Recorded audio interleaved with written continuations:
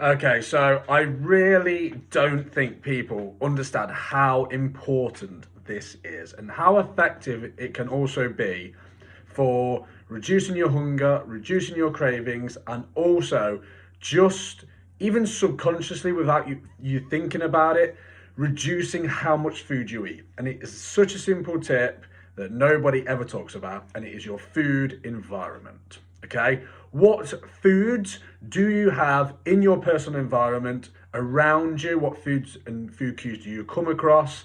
This can have such a huge effect. I mean, the fast food industry spends billions of dollars a year on advertising to get food in front of you all the time. Why would these amazing, smart, unbelievably profitable corporations spend that much money if it doesn't work? Because it does, right? You seeing food cues, signs, smelling food, having these foods that you struggle to eat around you give almost like clues to your subconscious brain that these amazing foods that you love are there. They're available. You can eat them. And that creates your cravings and it makes you crave these foods. So, if the food industry is willing to spend billions a year to get food in front of you as much as possible, why is it that people don't think that doing the opposite and not having foods available and not seeing food cues won't work? Because I talk about this tip so often and no one ever likes it. No one, because it's not this fancy detox, cleanse, nutrition hack bull crap that gets sold all the time. But it is so simple and easy to do. But people just skip over it all the time. And I think it's a huge mistake because, again, the foods that you come into contact with all the time, you will crave them more. Okay, so just take the obvious example of, you might even experience it, say at work or whatever, or at home, where there's lots of sweets, highly processed junk food in the house, and you just want it. Why? Because it's there and you're seeing it all the time. If I wafted a donut under your nose or just slapped it in front of you, eventually you're going to eat it, or at least you're going to have to try really hard not to. If you never ever see the donut, are you going to want it? I don't think you will. You might, but you're probably not going to. And even if you do want it, if it's not actually accessible, if you have to walk, out of your office building, you have to drive to a shop, you're just unlikely to want to do that. And therefore, your craving is just going to go away, okay?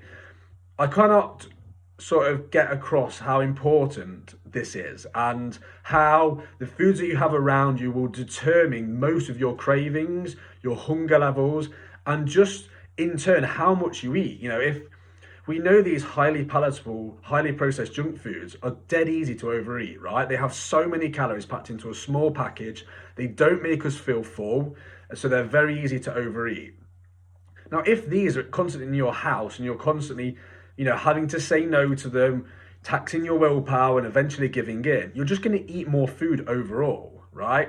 And, flip that on its head and do it the opposite way, right? If we don't have these foods available, we won't crave them, we won't be tempted to eat them, and in doing so, we'll eat sort of less calorie dense foods that have more nutrients and actually make us feel fuller for less calories, and then in turn, we will eat less, right? I cannot honestly describe how big of a thing this makes, and I've noticed it in my life because I really struggle if I know foods are available. And so I just don't buy them. Now, this isn't to say that you can never eat them, because I do all the time.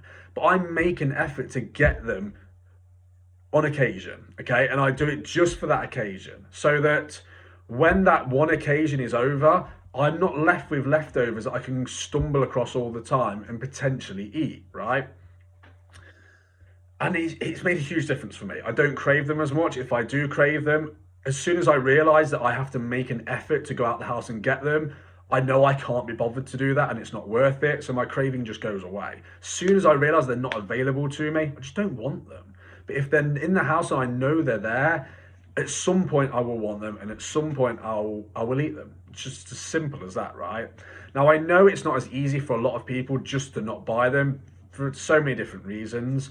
And if that is the case, then just make it harder for you to come across them. Again, just reduce your exposure to them. Can you get someone else in your household to almost like hide them from you? And, you know, put them at like the back of fridges, the back of cupboards, high cupboards, low cupboards, in pantries, garages, just places where you're not going to come across them very often, right? I mean, if you have a load of crisps, a load of cookies, and you just leave them on the kitchen counter and you have to walk past them 50, 100 times a day, it's probably likely eventually you're going to want them, right? But if you never ever see them, are you going to want them again? Probably not, because you're just almost going to forget that they're there, right?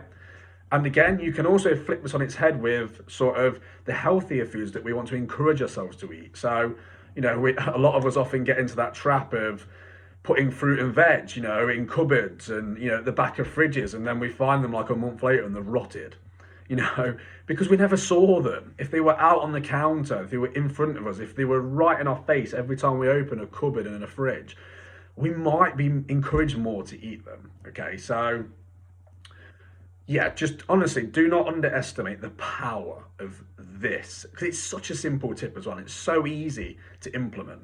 And I think as well, people don't grasp the sort of importance of it is because we tend to think that we're in conscious control, and we're really not. A lot, if not most of the cues that we get, our hunger and our cravings, are subconscious, right? They are in a part of brain that we're not aware of, and we just get that conscious, you know, oh, I really fancy this, but we don't understand why we fancy eating it, right? And that is where we can give our subconscious clues. So again, we just want to reduce our exposure to these foods, because then our brain isn't remembering how amazing that food was, and it's not encouraging us to have it as often, which again, obviously in turn will mean that we don't eat it as much, and then we don't eat as much overall. Okay, so there's one for you today, guys. Let me know if you got any value from that. If it's something that you've implemented before and you've found a difference, if it's something that you're going to, you know, let me know. It's always cool to hear.